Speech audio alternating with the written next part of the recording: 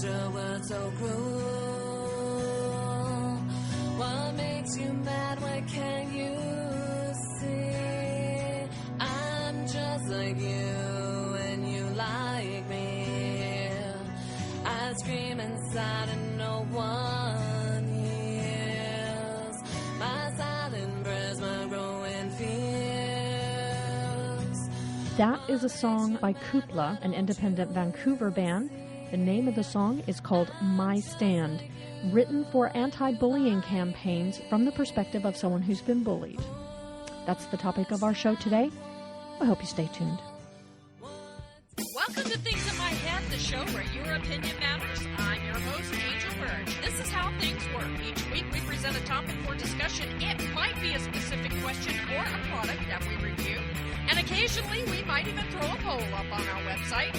You can participate by leaving your comments and opinions on our website at www.thingsinmyheadblog.com or at our Facebook or Twitter pages. The links are at the website. So, without further delay, let's get this discussion going. Welcome to Things in My Head. I have some startling statistics to share with you. Every 7 minutes, someone is bullied.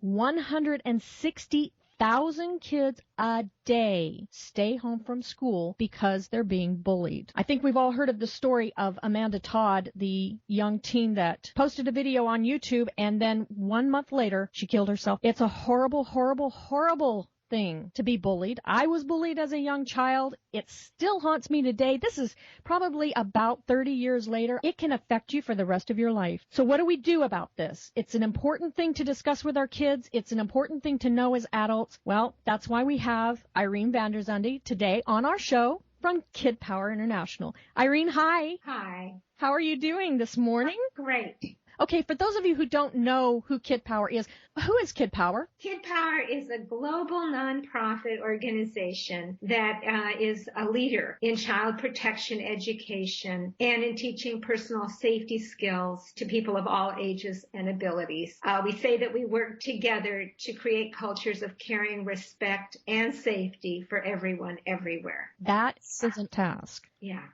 It started actually with you. Yes, it did. In 1985, when my own children were young, I took a field trip of young children in downtown Santa Cruz where I live. And a man with a lot of problems got triggered by the sight of a mom with 8 little kids. And he started to follow us. And then he, in a public place with people all around, charged towards us with his arms stretched out, saying he was going to kidnap one of the girls. That must have been so scary for you.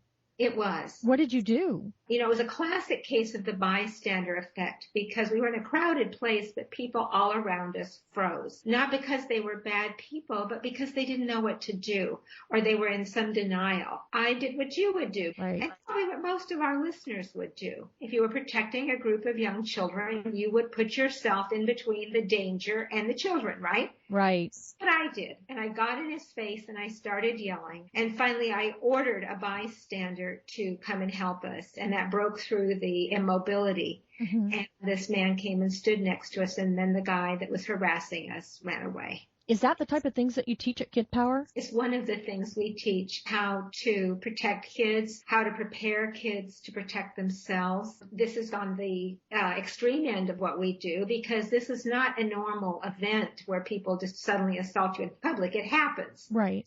But we say that people safety skills prepare you to have fun and be safe with and around people. How do we teach our kids stranger danger and at what age? Well, first of all, we don't teach stranger danger. We teach stranger safety. We teach that most people are good. But if you don't know somebody well and you're a child, then you move away and check first with your adults.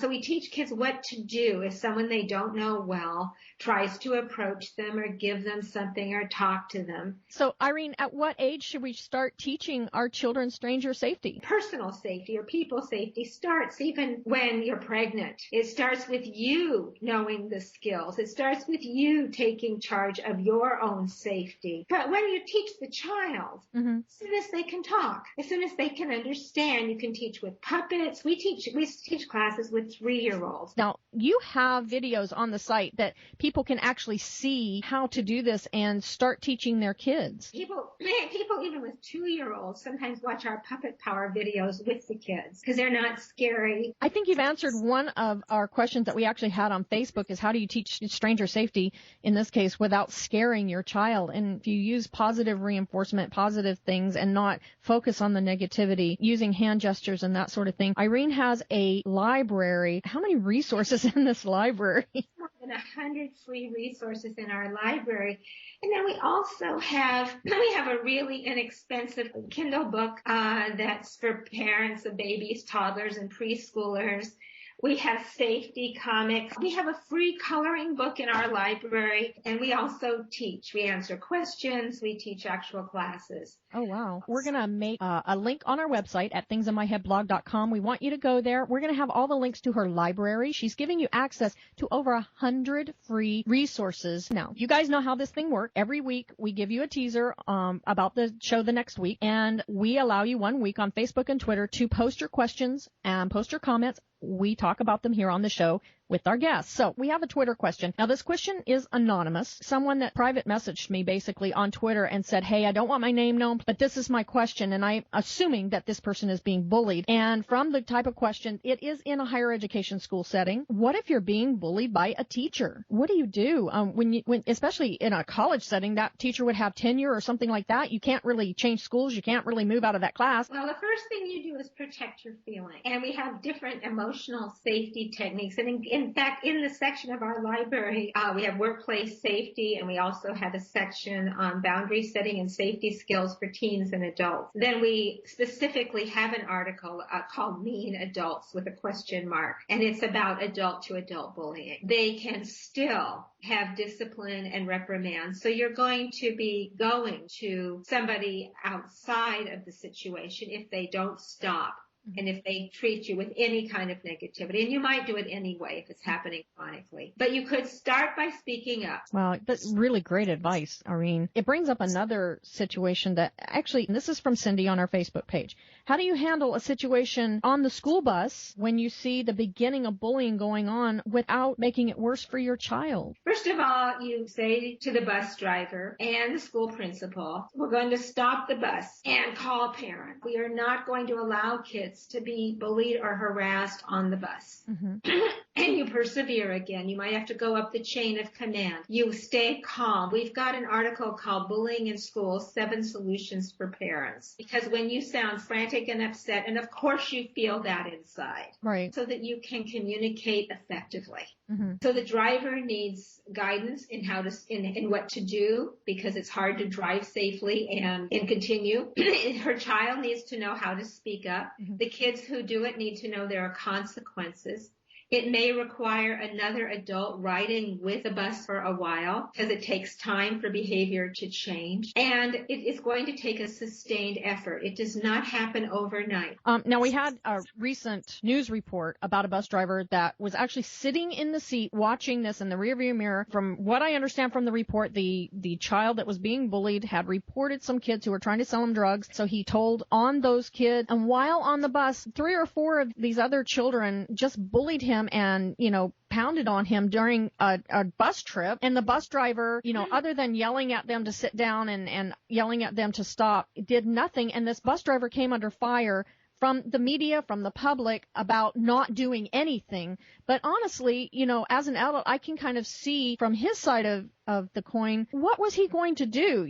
Got, 30 other kids on the bus, and he's driving. There may have not been a safe place to pull over to handle the situation. What does someone in that position do? What you do is, first of all, you train the bus drivers. You give them resources and skills so that they know where and how to stop the bus. Call the police if there's an assault. Mm-hmm. Kids hitting that, I saw that video too. That is an assault. And you call the school. But you've got to empower the bus drivers with knowledge and tools and skills. You don't keep driving. It sends a message to the kids that it's okay. Right now what they're doing is they are hanging these bus drivers out to dry, as far as I'm concerned. Either you give another adult on there to supervise, or you give them the tools to do it. I really like that idea of having like a bus monitor.